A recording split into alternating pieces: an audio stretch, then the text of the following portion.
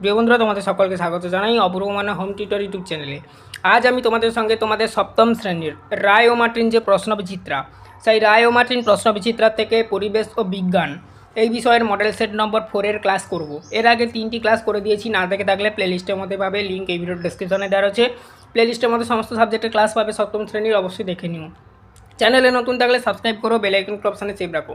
তোমরা যদি এই পিডিএফটি কিনতে চাও অবশ্যই হোয়াটসঅ্যাপে যোগাযোগ করো, কিংবা বাড়ির বড়োদেরকে বলো হোয়াটসঅ্যাপে যোগাযোগ করতে। তোমরা যেহেতু ছোটো, তো অবশ্যই কম দামে আমাদের কাছ থেকে কিনতে পারবে। তো পিডিএফটি কিনে বাড়িতে পড়াশোনা করতে পারো। অল সাবজেক্টের পিডিএফ আমাদের কাছ থেকে কিনতে পারবে। দেখো, এখানে বলা হচ্ছে সঠিক উত্তরটি নির্বাচন করো। সমতল আয়নার ওপর লম্বভাবে কোনো আলোক রশ্মি আপতিত হলে প্রতিফলন কোণের মান হবে। অপশান ডি করো 0 ডিগ্রি। কোনো বস্তুর ছায়া সৃষ্টির কারণ আলোর সরলরৈখিক গতি। উত্তর হবে এটা অপশান এ। আলোর অস্বচ্ছ মাধ্যম হলো অপশান সি করো লোহা।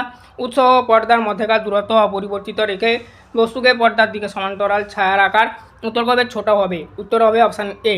তারপর দেখো, এদের কোনটি চৌম্বক পদার্থ নয়? তামা। অপশান বি করবে উত্তরটি।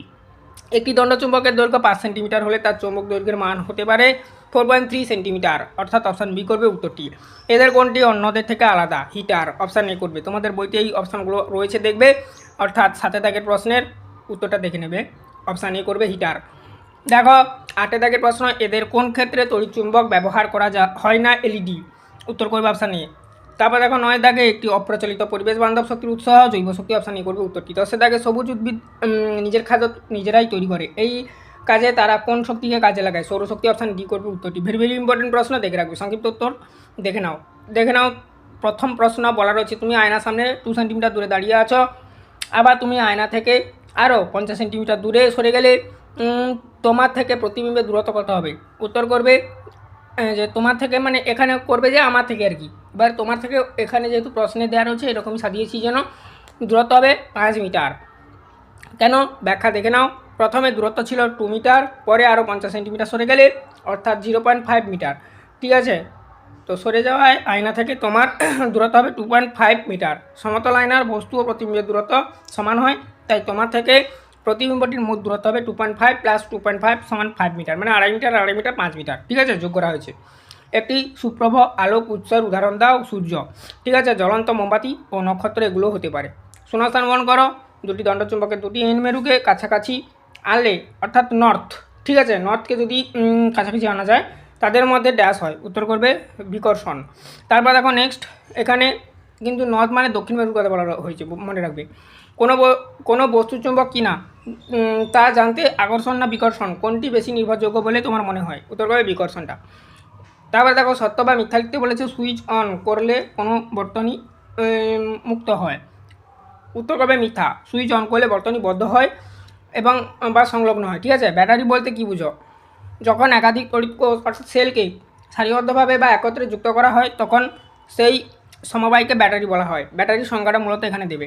একটি জীবাশ্ম জ্বালানির উদাহরণ দাও। কয়লা করবে উত্তরটা। এলপিজির পুরো নাম কি? Liquid petroleum gas. বাংলায় ইংরাজি উভয় লেখা রয়েছে। ঠিক আছে, দেখতে পাচ্ছ। তারপরে দেখো, নিচের প্রশ্নগুলি সংক্ষেপে উত্তর দিতে বলেছে।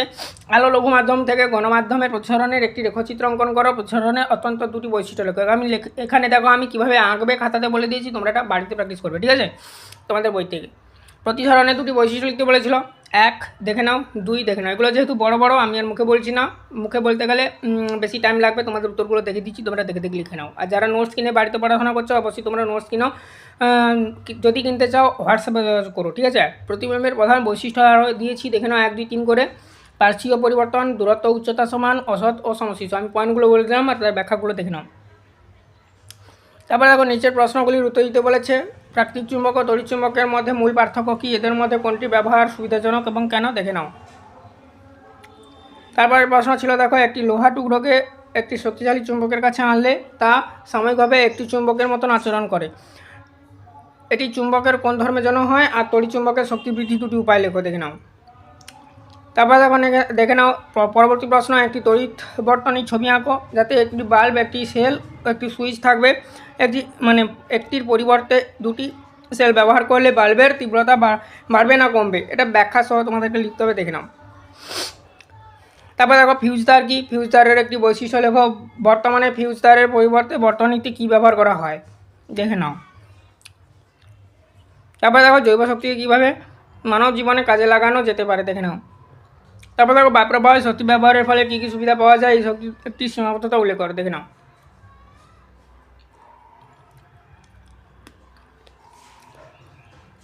তারপর দেখো তোমাদের জীবনবিজ্ঞান পাঠটি রয়েছে। দেখো এখানে বলা রয়েছে সঠিক উত্তরটি নির্বাচন করতে বলেছে। অর্ধভেদ্য পর্দা হলো একটি উত্তর করবে অর্ধভেদ্য পর্দা, ঠিক আছে। তারপর দেখো কাণ্ডের উৎপত্তি হয় উত্তর করবে ভ্রূণমুকুল থেকে। তারপর দেখো কাণ্ডের উৎপত্তি হয় উত্তর করবে ভ্রূণমুকুল থেকে। নিচের প্রশ্নগুলো একটি বাক্যে উত্তর দিতে বলেছে।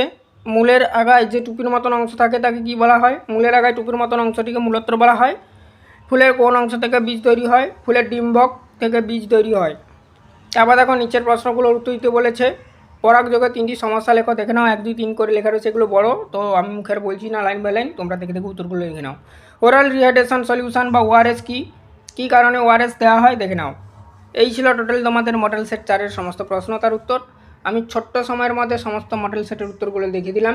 চ্যানেলে নতুন থাকলে সাবস্ক্রাইব করো, বেল আইকন ক্লাব সানে সেভ রাখো। তোমরা যদি নোটস কিনে বাড়িতে পড়াশোনা করতে চাও অবশ্যই আমাদের হোয়াটসঅ্যাপে দেওয়া নাম্বারে যোগাযোগ করো। Only WhatsApp. বাড়িতে বড়দেরকে বলো, বাবা মা অথবা দাদা দিদি যেই থাকুক না কেন, ঠিক আছে।